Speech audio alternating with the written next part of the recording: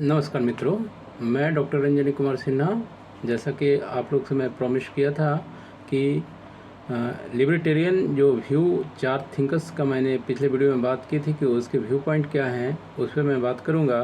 तो आज उसी की चर्चा करने के लिए मैं यहाँ पर उपस्थित हुआ हूँ। सर्वप्रथम जो है आज मैं ईसाई वर्लिन जो हैं उसकी बात करूँगा, और उसके बाद जो है रेस्ट जो तीन थिंकर्स और जो हैं इसमें उसकी भी बात करूँगा। तो सबसे पहले हम लोग ईसाई बर्लिन की बात करते हैं। तो ईसाई बर्लिन के संबंध में हम लोग यह जानते हैं कि वह निगेटिव लिबर्टी के समर्थक रहे हैं। ठीक है ना, कह रहे हैं निगेटिव लिबर्टी के वो समर्थक रहे हैं, और वह 2 प्रकार के लिबर्टी की चर्चा करते हैं, एक तो निगेटिव लिबर्टी और दूसरा पॉजिटिव लिबर्टी। तो यह लिबर्टेरियन उनका पॉइंट व्यू यह है कि वह कहते हैं कि सरकार को निगेटिव लिबर्टी की रक्षा करनी चाहिए, पॉजिटिव लिबर्टी को सुरक्षा करने की उसकी कोई ये आवश्यकता नहीं है। ठीक है ना। और निगेटिव लिबर्टी की अगर हम लोग बात करें तो निगेटिव लिबर्टी कहने का तात्पर्य यह होता है कि उसके अंतर्गत एक व्यक्ति अपने स्वविवेक से कोई भी कार्य करने के लिए स्वतंत्र होता है। ठीक है ना। लेकिन पॉजिटिव लिबर्टी के अंतर्गत व्यक्ति पर कुछ रिस्ट्रिक्शंस लगाए जा सकते हैं, वह समाज के अनुसार जो है कार्य कर सकता है। यानी कि एक आप इस प्रकार से समझ लें बात को कि निगेटिव लिबर्टी व्यक्ति को एकदम रिस्ट्रिक्शन फ्री करता है, वह कुछ भी कार्य करने के लिए स्वतंत्र होता है। और पॉजिटिव लिबर्टी के अंतर्गत एक तो उसका सेल्फ का भी कंट्रोल उस पर हो सकता है, समाज का कंट्रोल होता है। ऐसे भी हम लोग देखते हैं आम जीवन में भी कि कुछ आपकी ऐसे कार्य करने की इच्छा होती है, लेकिन आपको कहीं ना कहीं यह डर लगता है कि पापा क्या कहेंगे, मम्मी क्या कहेगा, समाज क्या कहेगा, है ना। तो वो काम आप जो है नहीं करते हैं, लेकिन दिल में होता है कि चलो यार ये भी काम करते हैं, है ना। लेकिन कहीं ना कहीं अपनी एक समाज के या घर परिवार के डर से जो है वह आदमी उस कार्य को नहीं करता है। तो ये कहीं ना कहीं जो है एक प्रकार का रिस्ट्रिक्शंस होता है उस कार्य में। ठीक है ना। कुछ ऐसे भी रिस्ट्रिक्शंस होते हैं जो आप करते हैं लेकिन समाज आपको करने से भी रोकता है। जैसे आप ट्रेन में जब सिगरेट पीते हैं तो कोई थर्ड पर्सन भी आके आपको मना करता है।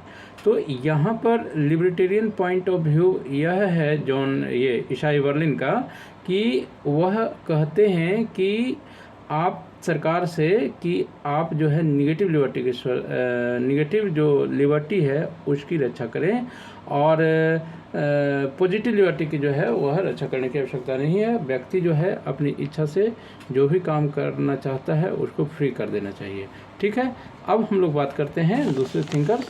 बात हम करते हैं F.A. हेयक की। F.A. हेयक जो है वह भी समान ये लिबर्टी के जो 2 मूल सिद्धांत हैं, निगेटिव लिबर्टी और पॉजिटिव लिबर्टी, तो इसमें से जो निगेटिव लिबर्टी है उसी के वह समर्थक हैं। मूल रूप से वह कहते हैं कि व्यक्ति को फ्री जो है वह रखना चाहिए, उस पर किसी प्रकार का रिस्ट्रिक्शन नहीं होना चाहिए। वह कहते हैं कि व्यक्ति को रिस्ट्रिक्शन फ्री कर दिया जाना चाहिए, पहली चीज़। दूसरी चीज़ वह कहते हैं कि इसका कतई मतलब ये नहीं होता कि सरकार जो है वह कुछ ना करे। अगर वह कुछ जो है क्या बोलते हैं उसको, आप जनता के हित में कुछ अगर कार्य करना चाहती है तो करे, नो प्रॉब्लम है। लेकिन उस कार्य करने की आड़ में होता क्या है कि अक्सर हाँ ऐसा होता है कि कुछ भला करने के नियत से आदमी शुरुआत करता है, लेकिन उसके पीछे का इंटेंशन जो है कुछ और ही होता है। यहाँ पर वह वही चीज़ कहना चाह रहे हैं कि आप सरकार जो है वह कार्य करे, कहीं कोई दिक्कत नहीं है। जो दबे कुचले लोग हैं, जो जिनको सहायता की आवश्यकता है उसके लिए कार्य करे, लेकिन उस आड़ में, उस कार्य की आड़ में आप किसी की लिबर्टी का हनन न करें, आप किसी पर रिस्ट्रिक्शन ना लगाएं, किसी को जो है उसके कार्य करने के जो है स्वतंत्रता है उसको आप ना रोकें। यह इनका व्यू पॉइंट है। उनकी एक पुस्तक जो है लॉ, लिबर्टी एंड लेजिस्लेशन 1976 में लिखी गई थी, उसमें यह कहते हैं कि सामाजिक न्याय की जो परिकल्पना है ना, वो अपने आप में जो ही है वो दोषपूर्ण है। सामाजिक न्याय जो है स्थापित करना वह नहीं संभव बताते हैं। कहते हैं कि कोई भी समाज जो होता है न तो वह पूर्ण रूप से न्यायपूर्ण होता है और न ही अन्यायपूर्ण होता है, ठीक है ना। अब यह डिपेंड करता है कि साहब यह कह देने से तो काम चलेगा नहीं, क्या समाज में न्याय स्थापित नहीं किया जाना चाहिए? तो वह कहते हैं कि हाँ बिल्कुल समाज में न्याय स्थापित हो, लेकिन वह एक प्रोसीजर को ही फॉलो कर करके स्थापित किया जा सकता है। ऐसा नहीं किया जा सकता कि एक कमज़ोर व्यक्ति को पहलवान व्यक्ति के साथ जो है कहा जाएगा सर ये कितना ताकतवर है, छोटा जो कमज़ोर है उसको क्यों नहीं ताकतवर बनाया जा सकता है। या एक जो विकलांग या दिव्यांग जिसको हम लोग अभी बात करते हैं, वह एक अगर दिव्यांग है तो सभी को दिव्यांग ही बना देना चाहिए। तो कुछ जैसे देखिए ये डिफरेंसेस जो है ना, वो डिफरेंसेस तो हमेशा नेचुरल्स भी ये लेकर करके रहा है। और सामाजिक जो न्याय के अंतर्गत लोग बात करते हैं तो उसमें यह कदापि नहीं संभव है कि सबको समानता दे दी जाए। समानता को स्थापित करने के नाम पर जो है लिबर्टी का हनन न किया जाए, जस्टिस का हनन न किया जाए। जो मूल इसके पीछे विचार होते हैं ना, उसकी कभी जो है क्षति नहीं पहुंचाई जा सकती है। वह यह कहते हैं कि सामाजिक न्याय स्थापित करने में आप एक प्रोसीजर को फॉलो करें, प्रोसीजर्स में आप लिबर्टी को जो है तवज्जो दें, और लिबर्टी को तवज्जो देने में आप किसी व्यक्ति को जो उसकी विवेक के अनुसार कार्य करता है उसको उसके अकॉर्डिंग उसको जो है परिणाम मिलने चाहिए, उसके अकॉर्डिंग उसको लाभ मिलने चाहिए, अकॉर्डिंग उसके जो है वह भला बुरा नफ़ा नुकसान उसको मिलने चाहिए। तो यह libertarian point of view FA. हेयक का है। आगे हम लोग बात करते हैं। चलिए, जहाँ तक बात मिल्टन फ्रीडमैन की है तो मिल्टन फ्रीडमैन की एक पुस्तक है, उसका नाम है पुस्तक का कैपिटलिज्म एंड फ्रीडम, जो 1962 में लिखी गई है। क्या नाम है? Capitalism and freedom. 1962 में यह पुस्तक लिखी गई है। इसके अंतर्गत वह कहते हैं कि व्यक्ति की लिबर्टी जो है उसको कैसे हम जांच सकते हैं, और ये इनके व्यू पॉइंट जो हैं आप याद रखिएगा कि हर्बर्ट स्पेंसर के विचार ही को जो है यह रिन्यू कर करके फिर से उन्हीं के विचार को जो है यह पेश करते हैं, ठीक है ना। ये भी आप ध्यान रखिएगा, कभी ऐसा प्रश्न पूछ दिया जाए कि उनके विचार किससे मिलते हैं मिल्टन फ्रीडमैन के, तो हर्बर्ट स्पेंसर के ही व्यू पॉइंट से इनके मिलते जुलते हैं पॉइंट, ठीक है ना। तो अब यहाँ पर यह कहते क्या हैं सो बात करते हैं। तो मिल्टन फ्रीडमैन यह कहते हैं कि किसी भी सामाजिक व्यवस्था कि अगर आपको जानकारी लेनी हो तो वहाँ पर जो व्यक्ति होते हैं, जो इंडिविजुअल्स होते हैं, उसकी लिबर्टी से उसके विवेकपूर्ण कार्य करने की जो व्यवस्था है वह किस प्रकार कार्य कर रहे हैं या क्या वो कर रहे हैं कि नहीं कर रहे हैं, उसकी लिबर्टी से आप उस सामाजिक व्यवस्था को भली भांति आप जान पाते हैं कि वह किस तरह से कार्य कर रहे हैं, ठीक है ना, उनको किस तरह के अधिकार प्राप्त हैं। यहाँ पर यह मैं आपको बता दूं कि मिल्टन फ्रीडमैन जो है वह कहते हैं कि एक सरकार जो होती है उसको आर्थिक गतिविधि पर कार्य करने की ज़रूरत नहीं होती है, किसी प्रकार का मूल्य निर्धारित करने की आवश्यकता नहीं होती है। एक व्यक्ति को फ्री करना चाहिए, मार्केट को फ्री कर देना चाहिए। व्यक्ति जो है अपनी विवेक के अनुसार अपनी गतिविधियां निर्धारित करे, उसके लाभ उसको खुद मिले, और वह जो इस तरह के जो कार्य हैं वह कैपिटलिज्म जो व्यवस्था है, पूंजीवादी व्यवस्था है, उस तरह में भली भांति ज़्यादा फलती फूलती है।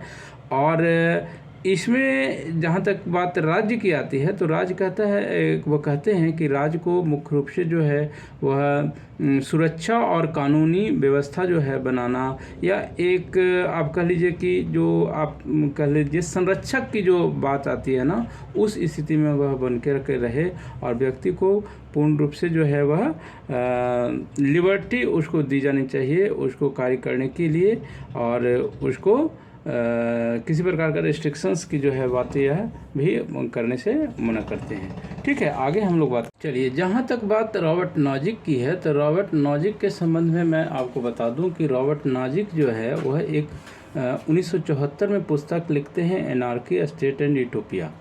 उस पुस्तक में वह जो हमारे प्राकृतिक अधिकार की बात करते हैं, लॉक का ही वह पक्ष रखते हैं कि जो जब मनुष्य प्राकृतिक अवस्था में रहा करता था उस समय भी उसके पास कुछ अधिकार हुआ करते थे, जिसको नेचुरल राइट्स के रूप में हम लोग जानते हैं, ठीक है ना।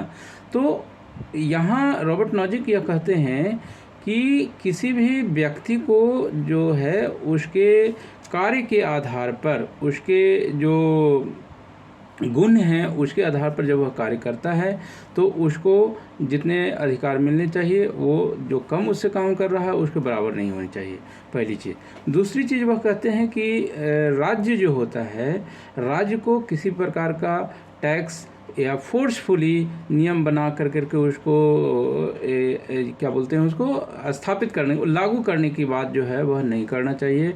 बलपूर्वक कार्य जो है वह कहीं से भी ठीक नहीं होता है। हाँ, वह यह कहते हैं कि जो है राज्य बस इतना ही करे कि जो है वह सुरक्षा और ये सिर्फ सुरक्षा संबंधी जो चीज़ें हैं उसको बना करके रखे, बस इतना ही से मतलब करते हैं। बल्कि वह तो यह भी कहते हैं कि एक प्रोटेक्टिव एजेंसी की बात करते हैं। वह प्रोटेक्टिव एजेंसी, जब हम लोग रॉबर्ट नॉजिक की बात करेंगे तो यह एक प्रकार का एक इंडिविजुअल से शुरुआत होती है। एक इंडिविजुअल की शुरुआत करने के बाद एक ग्रुप बनता है, ग्रुप में फिर कंपटीशन होता है और वो कंपटीशन के दौरान जो एक मेन प्रोटेक्टिव एजेंसी बन करके उभरता है वही राज के रूप में टर्मिनेट करता है। इस तरह की वो बात करते हैं। खैर, उसकी चर्चा अभी मैं यहाँ पर थोड़ा विस्तार में नहीं जाऊँगा, लेकिन यहाँ पर रॉबर्ट नॉजिक का व्यू पॉइंट मैं सिर्फ आपको बताना चाहूँगा कि वह भी जो है वह इस बात के समर्थक हैं कि व्यक्ति को फुल लिबर्टी मिलनी चाहिए, व्यक्ति को उसके कार्य के अनुसार जो है वह उसको परिणाम मिलने चाहिए।